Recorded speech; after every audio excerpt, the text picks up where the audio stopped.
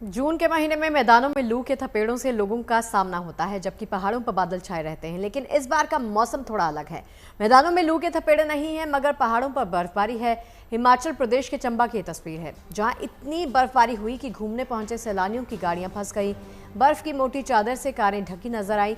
बाद में मदद के लिए पहुंची टीम ने लोगों को सुरक्षित बाहर निकाला।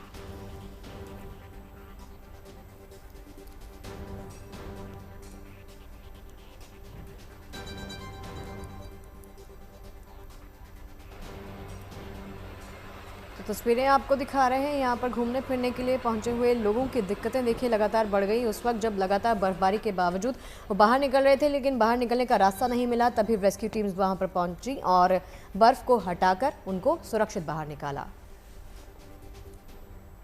और बर्फबारी के बाद सैलानियों की खबर मिलते ही प्रशासन हरकत में आया। तुरंत पुलिस और प्रशासन ने बर्फ हटाने वाली गाड़ियों के साथ कई मजदूरों को मौके पर भेजा।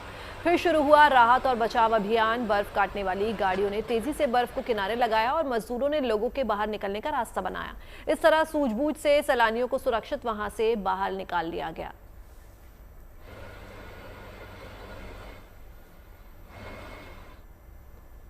हिमाचल में भारी बर्फबारी के बीच में फंसे 70 पर्यटकों को रेस्क्यू कर लिया गया है। ये सभी पर्यटक साच पास के पास रास्ते में फंस गए थे। देश के कई हिस्सों में इन दिनों मौसम चुनौती पेश कर रहा है। हिमाचल में बर्फबारी हो रही है तो वहीं पूर्वोत्तर में जमकर बारिश से लोग काफी परेशान हैं।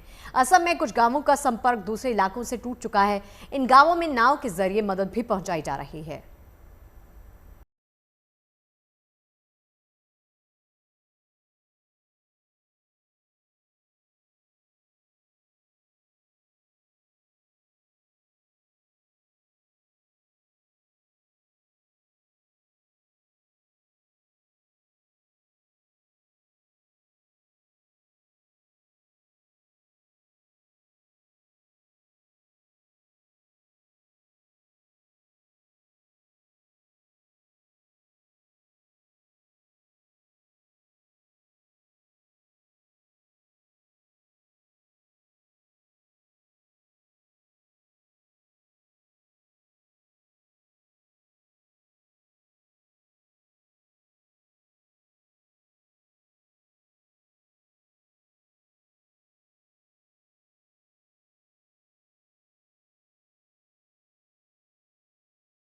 गाड़ी फंसी थी, उसके चक्कर में हम भी फंस गए। 4 गाड़ियां फंस गई हमारी।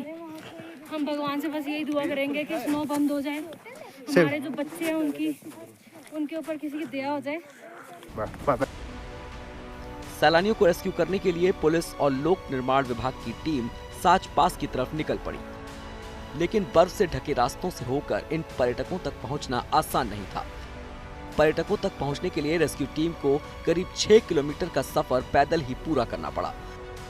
रेस्क्यू टीम ने सचेत जोत पहुंचकर इन सभी सैलानियों को सुरक्षित जगहों पर पहुंचा दिया। शाम को ये सूचना आई थी कि लगभग 10 से 15 व्हीकल्स में जो टूरिस्ट हैं वो वहाँ पे बर्फ़ होने के कारण वापस आने में असमर्थ हैं।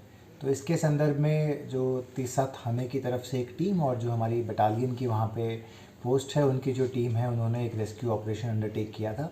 इसके अंतर्गत लगभग 40 से 50 लोग जो हैं वो ऊपर फंसे हुए बताए गए थे। साथ में एक जगह पे एवलांच आने के कारण जो रोड है वो भी बाधित हो गया था।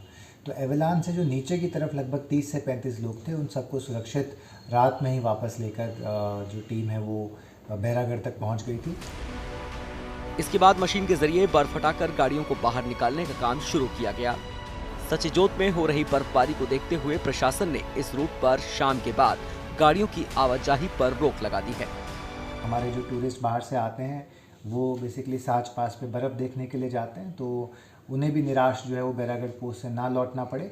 एट द सेम टाइम किसी भी प्रकार की अनहोनी जो है वो वहाँ पे ना हो, क्योंकि रोड जो है वो खुल चुका था एंड सडनली मौसम ख़राब होने के कारण अच्छी मात्रा में वहाँ पे बर्फ़ गिरी, उसी के कारण थोड़े वहाँ पे इश्यूज़ आए। तो एक बार जब रोड क्लियर हो जाएगा तो वी विल स्टार्ट दिस। बाकी साथ में हम आज से ये कोशिश करेंगे कि शाम के बाद जो यात्री हैं उनको ऊपर ना भेजा जाए, खासकर 3 साढ़े 3 बजे के बाद, क्योंकि जैसे जैसे रात बढ़ती जाती है, शाम बढ़ती जाती है, तो साच का जो वेदर है वो बड़ा विम्सिकल सा है। सडनली कई बार वहाँ पे बदल जाता है, चेंज हो जाता है। पिछले कुछ हफ्तों से पूरे देश में मौसम एक पहेली बन गया है। कहीं बर्फबारी हो रही है तो कहीं बेतहाशा बारिश से लोग परेशान हैं। पूर्वोत्तर के तमाम राज्य इन दिनों बारिश की वजह से पानी पानी हो गए हैं। असम के बाराखला के गांवों में पानी भर गया है।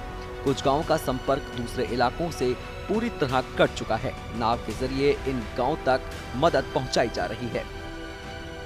अभी आप देखें, अभी कुछ दिन देरी से हम लोग अभी नाव में अभी जा रहे हैं कि तपांग मंडल में जाने के लिए वहाँ कोई दूसरा जरिया नहीं है नाव छोड़ के, कि रोड में पूरा पानी हो गया।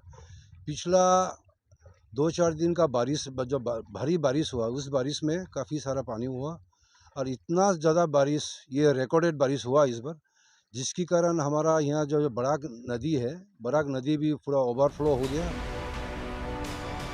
बारिश की वजह से जिन लोगों के घरों को नुकसान पहुंचा है, उन्हें सुरक्षित जगहों पर ले जाया गया है। अब प्रशासन के साथ साथ आम लोगों को जलस्तर के नीचे आने का इंतजार है, ताकि असम के इस इलाके में जिंदगी दोबारा पटरी पर लौट सके।